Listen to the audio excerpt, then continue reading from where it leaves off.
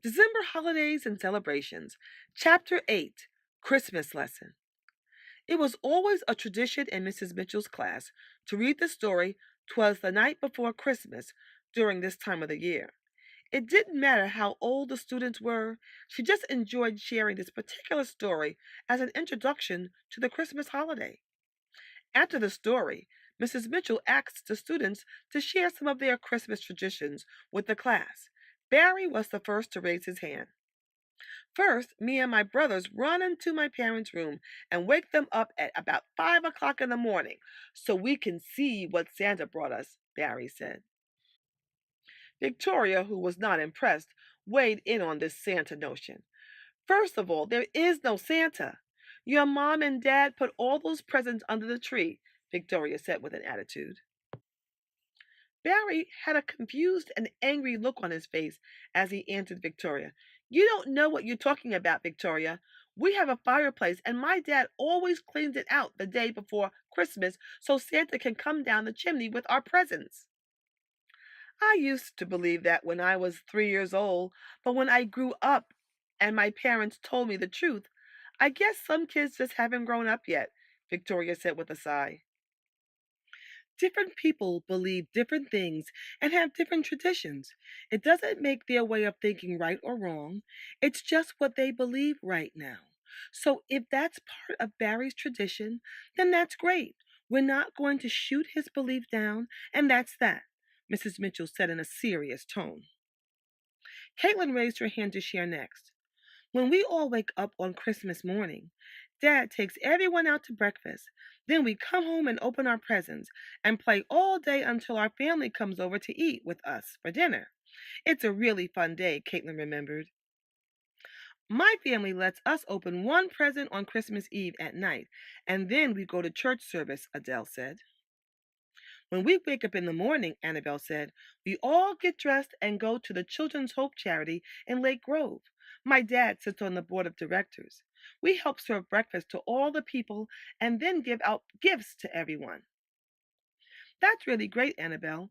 It's always a good thing to give to others who are less fortunate. It's so great to have different ways of enjoying and celebrating this holiday, isn't it, class?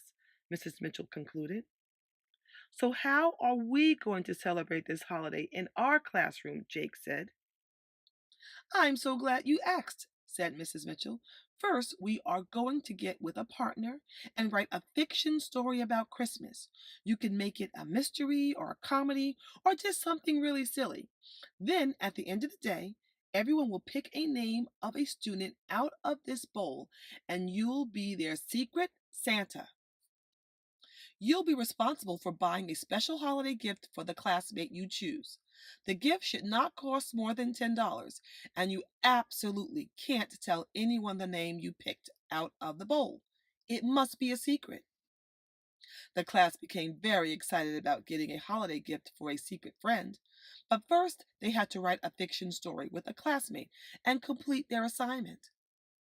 Oh, and by the way, when you're writing your story with a friend, said Mrs. Mitchell, as she revealed a list of words she hung up on the board, you absolutely must include these holiday words: reindeer, Santa, candy canes, decorate, presents, stockings, chimney, sled, Christmas, and tree.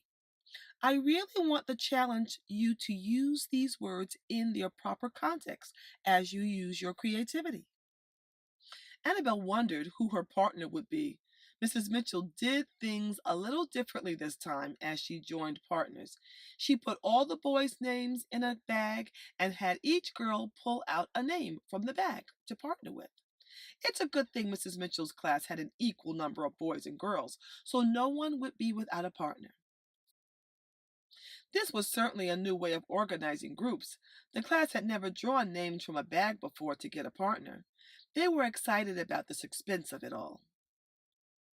When it was Annabelle's time to draw from the bag, there were only two boys left, Dexter and Barry. Annabelle really hoped that she would pull Barry's name because they were already friends. Dexter, on the other hand, was very opinionated and blunt about things. They really didn't speak together that much. When Annabelle looked at the folded paper from the paper bag, she tried to put a smile on her face, but it was definitely a fake smile to say the least. She had picked Dexter and wasn't very happy about it. But she knew that life goes on, and this pairing would be just another adventure. Mrs. Mitchell gave the students 20 to 30 minutes to come up with a story. She instructed everyone to sit with their partner and get started right away, since there wasn't much time. Right away, Annabelle could see that she and Dexter were on completely different paths concerning the direction of this fiction story. Annabelle was thinking of writing a mystery, while Dexter was thinking of writing a silly comedy.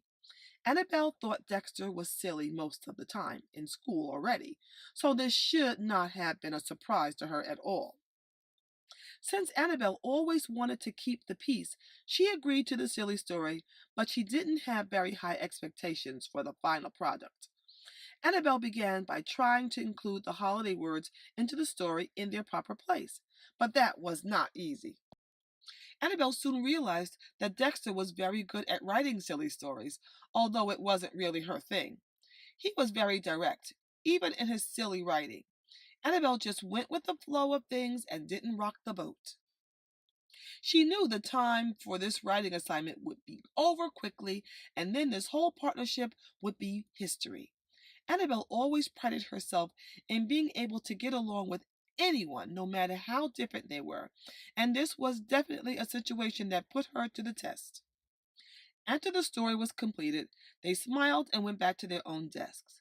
Dexter even said that it was nice working with Annabelle. He had nothing negative to say about her. Annabelle took that as a well-deserved compliment.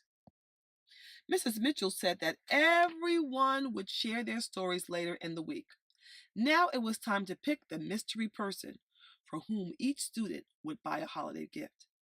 Annabelle picked Adele, and she immediately knew exactly what to get for her. Chapter 8 is finished. I have a question for you. Who was Annabelle's partner for the writing assignment, and how were they on different paths? Discuss this with a partner.